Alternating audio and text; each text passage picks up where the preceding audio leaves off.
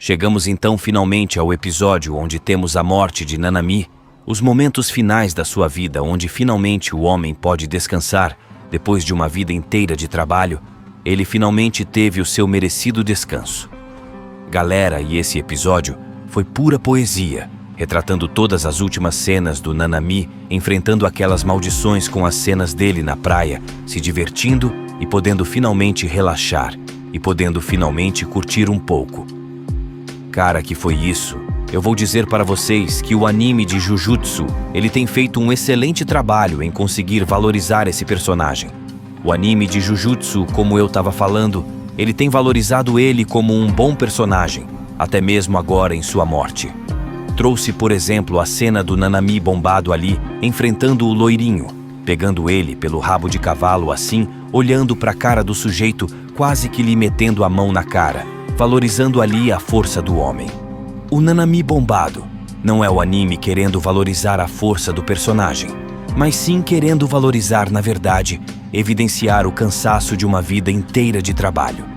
Que tanto nesse último episódio, ele parece bem mais esguio como alguém que tem trabalhado bastante em um escritório e precisa descansar, e que nunca conseguiu cuidar direito da sua vida, do seu físico, da sua própria saúde, por exemplo. Mas enfim, essa segunda temporada valorizou demais o personagem, não só com a cena dele, por exemplo, né, tudo bombadão ali segurando o lourinho pelo rabo de cavalo, mas depois também, né, com a outra cena dele dentro da expansão de domínio do Dagon, enfrentando as maldições ali, né, criadas e projetadas. Nesse episódio, galera, ele chegando ali com metade do seu corpo completamente queimado, com metade da cabeça completamente queimada, e sem um dos olhos óbvio, né? No mangá ele consegue transpassar um pouco melhor essa impressão, essa sensação do caramba, com o osso dele aparecendo ali do buraco do olho e sendo mostrado pra gente. Mas o anime, ainda assim, conseguiu passar uma sensação de desconforto muito grande pra gente, galera. Então a gente finalmente tem as cenas dele tendo que enfrentar essas maldições e alternando com as cenas dele na praia, gente. E quando a gente vê, cara, as transições são simplesmente maravilhosas. Quando o Nanami, ele vai e dá um golpe assim para cima, a cena corta para ele na praia, como se ele tivesse por ali, esticando o braço para cima. Depois, por exemplo, ele sendo empurrado ali por uma maldição e ele ali caminhando pela praia. Depois, por exemplo, ele levando uma porrada assim de uma maldição e meio que caindo no chão, assim com a cara completamente ensanguentada. E corta para a cena dele na praia ali, com o rosto dele completamente molhado da água da praia, ali com ele podendo molhar finalmente o rosto. É quase como se ele estivesse numa grande cena, num grande espetáculo de dança, sabe, com a música de piano tocando ao fundo. Cara, puta que pariu, vou dizer para vocês que eu me emocionei nessa cena. E eu sinto que nada disso eu consegui sentir quando eu li esse arco no mangá. Por exemplo, primeiro porque quando eu li no mangá, eu li, né, maratonando tudo.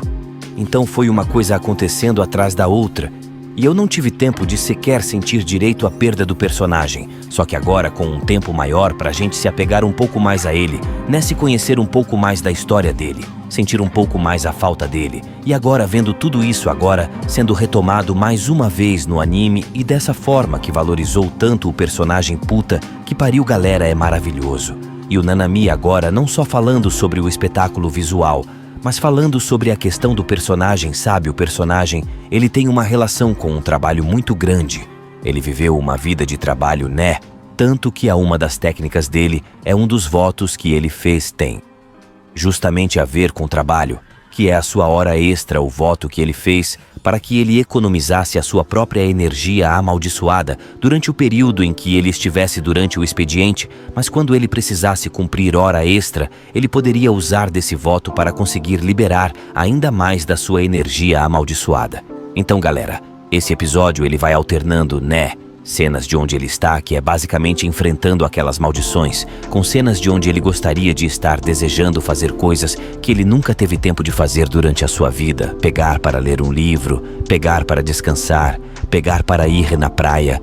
Ele até foi na praia dentro da expansão do Dagon, sabe? Mas não nesse sentido. Às vezes a gente se dedica tanto ao trabalho que a gente só consegue descansar quando a gente morrer.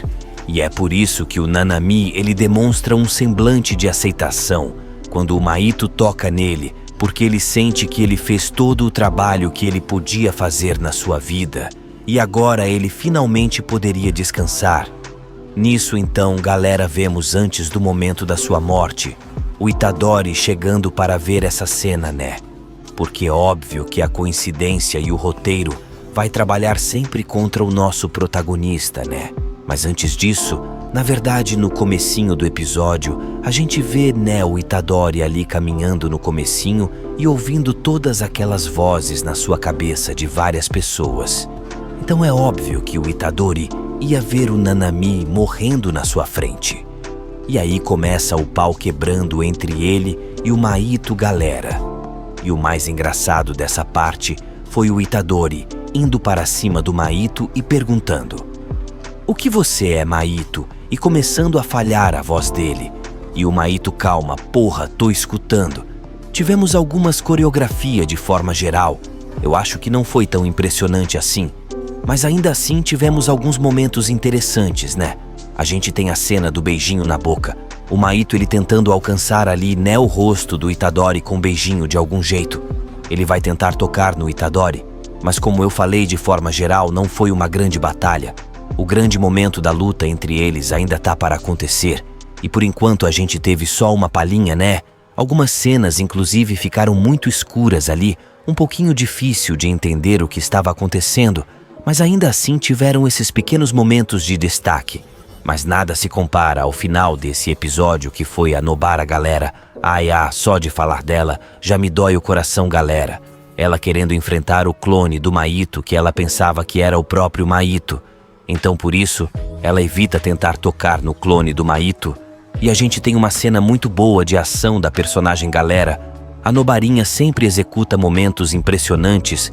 Galera, a coreografia de luta dela nunca decepciona. Então, galera, se o Nanami morreu neste episódio, calma, calma, que a desgraça ainda não acabou. Ainda vai ter mais desgraça pela frente na vida do Itadori. Enfim, esses foram os meus comentários sobre esse episódio. Eu espero que vocês tenham gostado. Deixe nos comentários o que acharam desse episódio de Jujutsu. Curta, compartilhe. Tchau.